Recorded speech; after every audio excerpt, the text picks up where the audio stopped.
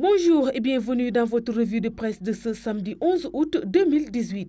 Les quotidiens parvenus ce week-end au groupe Média du Sud traitent de divers sujets dont notamment ceux politiques mais également agricoles et sociétaux. La guerre de Troie affiche à sa une quotidien dire que Amadou Ba, Diouf Sarr et Cissé Lo sont partants pour le contrôle de la mairie de Dakar lors des élections locales de 2019. Au moment où les leaders de l'opposition multiplient leur candidature pour la présidentielle 2019 afin de mettre en ballottage le président sortant Macky Sall dans leurs fiefs respectifs.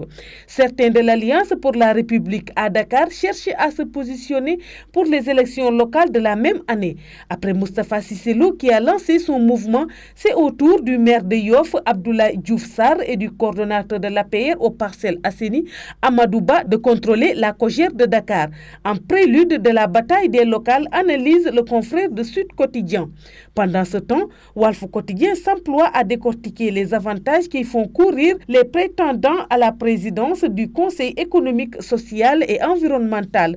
L'apparition fait noter qu'il y a de quoi aiguiser les griffes et les ambitions.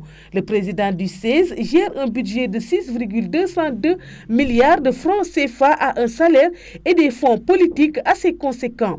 Parlant de la campagne agricole en cours, Le Soleil, qui constate un beau comportement des cultures en Casamance, rapporte que 1000 hectares de terre ont été récupérés dans la vallée de Sédhiou et les crédits pour acquérir un tracteur étalés sur 7 ans. Le journal de On indique que le ministre de l'Agriculture et de l'Équipement rural, Pape Abdoulaye Seck, qui a entamé hier la traditionnelle tournée de suivi de campagne agricole, s'est félicité du bon comportement des cultures dans les champs et rizières des régions de Ziguinchor et Sédhiou qu'il a visité. Sur un tout autre registre, les résultats enregistrés cette année par la Société nationale de téléphone Sonatel n'ont pas été occultés par les quotidiens qui, rivalisant de titres accrochant en manchette. Orange Money en locomotive Le Quotidien, la Sonatel fait un chiffre d'affaires de 506,4 milliards. La Sonatel tient le bon fil en faisant un chiffre d'affaires de 506,4 milliards à l'issue du premier semestre de 2018. Enquête. Inspirée par le succès de 3 nouvelles bachelières détentrices de mention très bien,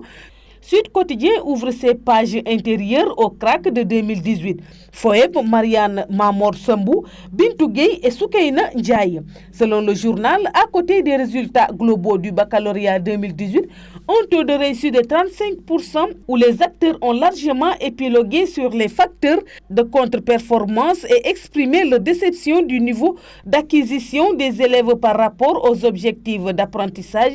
Parfois, des références tombent à côté. Cités en exemple, ils font la fierté de leurs enseignants, établissements et parents. C'est tout pour la revue de presse parvenue à la rédaction du groupe Média du Sud. Merci et bonne lecture à tous.